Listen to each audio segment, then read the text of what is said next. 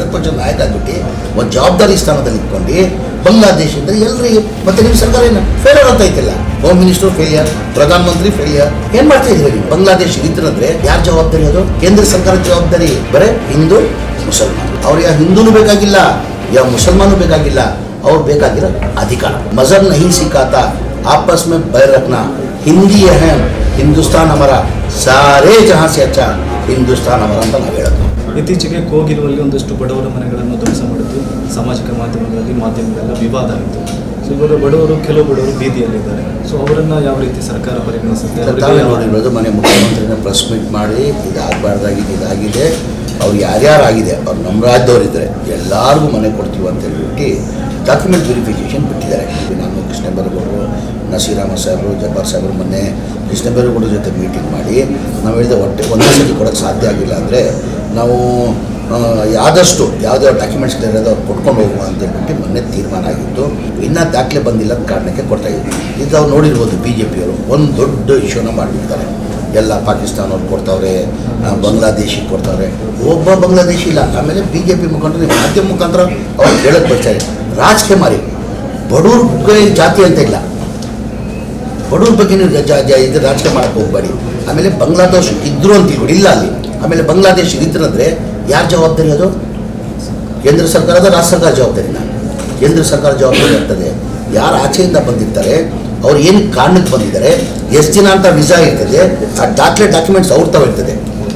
ಇಷ್ಟು ಜನ ಬಂದವರೆ ವರ್ಷಕ್ಕೆ, ಇಷ್ಟು ಜನ ವಾಪಸ್ ಹೋಗೋರೆ, ಇಷ್ಟು ಜನ ಬಾಕಿ ಉಳ್ಕೊಂಡಿದ್ದಾರೆ, ಅವ್ರ ಜವಾಬ್ದಾರಿ ಆಗ್ತದೆ. ಕೇಂದ್ರ ಸರ್ಕಾರದ ಜವಾಬ್ದಾರಿ. You are the responsibility.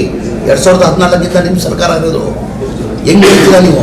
ವಿರೋಧ ಪಕ್ಷ ನಾಯಕ, ಒಬ್ಬ ವಿರೋಧ ಪಕ್ಷದ ನಾಯಕ ಆಗ್ಬಿಟ್ಟು ಒಂದು ಜವಾಬ್ದಾರಿ ಸ್ಥಾನದಲ್ಲಿ ಇಟ್ಕೊಂಡು ಬಾಂಗ್ಲಾದೇಶ ಅಂದರೆ ಎಲ್ರಿ ಮತ್ತೆ ನಿಮ್ಮ ಸರ್ಕಾರ ಏನು ಫೇಲಿಯರ್ ಅಂತ ಐತಿಲ್ಲ. Home minister failure, Pradhan Mantri failure. ಏನು ಮಾಡ್ತಾ ಇದ್ದೀರಿ ನೀವು? ಆಮೇಲೆ ಆಯಿತು, ಬಾಂಗ್ಲಾದೇಶ ಇದ್ರೂ ಏನು ಕೊಡೋಕ್ಕೆ ಸಾಧ್ಯ? ಒಂದು ಮನೆ, ಸರ್ಕಾರಿ ಮನೆ, ನಾವು ಏನು 1 ಲಕ್ಷ ಹೌಸಿಂಗ್ ಸ್ಕೀಮ್ ಒಂದು ಮನೆ ಕೊಡಬೇಕಂತ ಇದ್ದೀವಿ.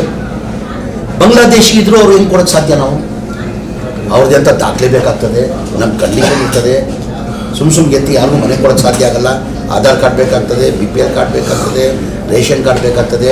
ಹೌದು, 5 ವರ್ಷ ಈ ಬೆಂಗಳೂರು ಸಿಟಿಯಲ್ಲಿ ವಾಸ ಮಾಡಿರಬೇಕು. 5 ವರ್ಷ ಬೆಂಗಳೂರು ಸಿಟಿ ಮಾಡಿದರೆ ಮಾತ್ರ ಸಾಧ್ಯ. ಆಯ್ತಪ್ಪ, ಯಾರು ಹೇಳ್ದಾಗ ಕೊಟ್ಬಿಟ್ವಿ ನಾವು. ನಾಳೆ ಯಾರನ್ನ RTIದಲ್ಲಿ ತೆಗಿಬೋಗ್ತಾನೆ.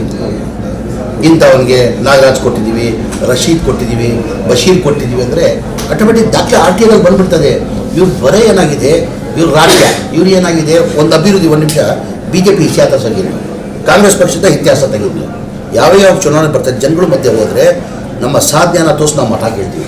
ನಮ್ಮ ಸರ್ಕಾರ ಆಯಿತು, ಇಂಥ ಭಾಗ್ಯಗಳು ಕೊಟ್ಟಿದ್ವಿ, ಮುಂದೆ ನಮ್ಮ ಸರ್ಕಾರ ಬಂದರೆ ನಾವು ಹಿಂಗೆ ಮಾಡ್ತೀವಿ ಅಂತ. BJP ಯಾವತ್ತನ ಅವ್ರ ಸಾಧನೆಯನ್ನು ತೋರಿಸಿರೋದು ನೀವು ಹೇಳಿ?